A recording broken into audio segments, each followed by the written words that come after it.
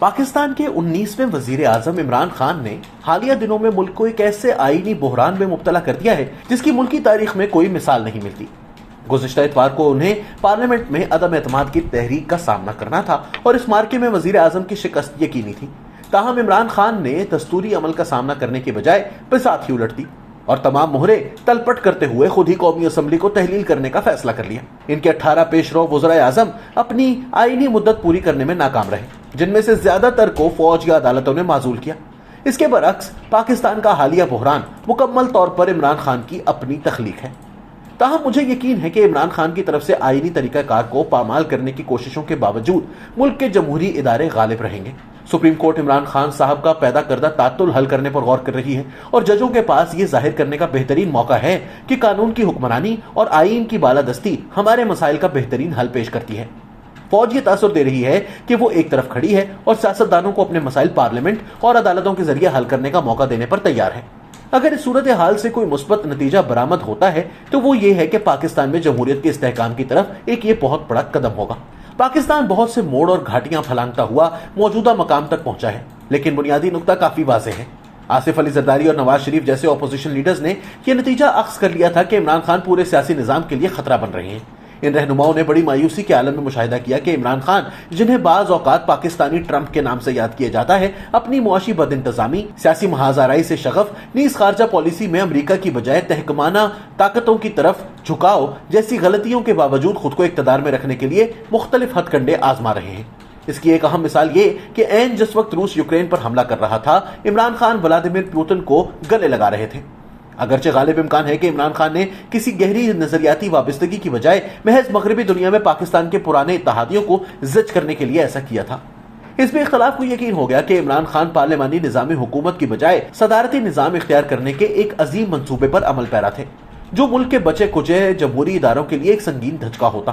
اسلام آباد اور ملک کے دوسرے حصوں میں بھی بہت سے لوگوں کے لیے ایسا کوئی قدم قبول کرنا دشوار ہوتا۔ پاکستانیوں کی اکثریت چین کو دوست ماننے کے لیے تیار ہو سکتی ہے، لیکن وہ چینی طرز کا ایک جماعتی نظام نہیں چاہتے۔ زرداری اور شریف نے بالآخر ایک آئینی عمل کے ذریعے عمران خان کو ہٹانے کا فیصلہ کیا۔ انہیں اپنے ارادے میں عمران خان کے متعدد سابق اتحادیوں سے بھی مدد مل گئی، جو وزیر اعظم کے اقدامات سے نالاں تھے۔ جب مشترکہ اپوزیشن کی جانب سے تحریک عدم اعتماد کا اعلان کیا گیا تو عمران خان نے ڈونلڈ ٹرمپ کے انداز بیان کا سہارا لیا۔ انہوں نے زرداری کو کھلے عام دھمکی دی اور انہیں اپنا پہلا ہدف قرار دیا اور اپنے مخالفین پر غیر ملکی سازش میں حصہ لینے کا الزام لگاتے رہے۔ حیرت انگیز طور پر ان کی اپنی پارٹی کے کئی ارکان پارلیمنٹ اور سیاسی اتحادیوں نے ان پر یقین کرنے سے انکار کر دیا۔ اس کے بجائے انہوں نے عمران خان پر کرپشن کا الزام لگاتے ہوئے بغاوت کر دی۔ یہ سب کچھ عمران خان کے طرز حکومت کی خصوصیت ہے۔ انہوں نے بدعنوانی اور غربت پر قابو پانے میں ناکامی سے توجہ ہٹانے کے لیے منظم طریقے سے مذہب اور مغرب مخالف جذبات کا استحصال کیا ہے۔ انہوں نے پرتشدد گروہوں کے سامنے ہتھیار ڈال دیے، لیکن لبرل پارلیمنٹیرینز کو قید کر دیا۔ ان کے وزراء نے حیران کن طور پر اپوزیشن لیڈرز کو مارنے کے لیے خودکش بمبار بننے کی خواہش کا اعلان کیا۔ انہوں نے ایران نواز لبنانی عسکریت پسند گروپ حزب اللہ کی حمایت حاصل کر لی، لیکن یورپی یونین کو دھمکی دے کر اپنی اقتصادی ٹیم کے لیے مشکلات پیدا کر دی۔ شاید سب سے زیادہ فیصلہ کن نقطہ یہ رہا کہ عمران خان نے فوج کی غیر جانبداری پر بھی حملہ کیا ہے۔ یہ پاکستان جیسے ملک میں انتہائی خطرناک چال ہے، جہاں فوج کو اب بھی بہت زیادہ اختیار حاصل ہے۔ ان کی بڑی غلطی بعض سینئر افسران، خاص طور پر لیفٹیننٹ جنرل فیض حمید کو اپنی سیاسی سازشوں میں کھینچنا تھی۔ لیفٹیننٹ جنرل فیض حمید عمران خان کے وفادار ہونے کی شہرت رکھتے ہیں۔ عمران خان نے لیفٹیننٹ جنرل فیض حمید کو 2019 میں طاقتور انٹر سروسز انٹیلیجنس ISI کا سربراہ مقرر کیا تھا۔ جنرل فیض حمید نے اسی سال کے آخر میں سینٹ میں عدم اعتماد کی کوشش کو ناکام بنانے میں عمران خان کی مدد کر کے ان کے احسان کا بدلہ چکایا تھا۔ تاہم ایک مرحلے پر جنرل فیض حمید نے قابل قبول حدود پار کر لی۔ سیاست میں ان کی کھلی مداخلت نے عوام کو آہستہ آہستہ بیزار کر دیا۔ لیفٹیننٹ جنرل فیض حمید کے استثناء کے ساتھ باقی فوجی قیادت نے جلد ہی خود کو وزیر اعظم اور ان کی حکومت سے دور کر لیا۔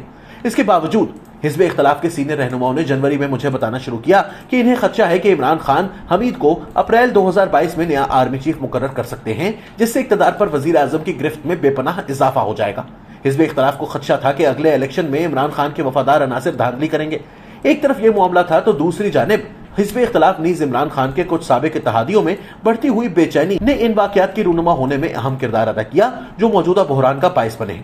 اگر عمران خان اقتدار سے محروم ہو بھی جاتے تو ان کی سیاست مستقبل قریب میں مکمل طور پر ختم نہیں ہو رہی تھی۔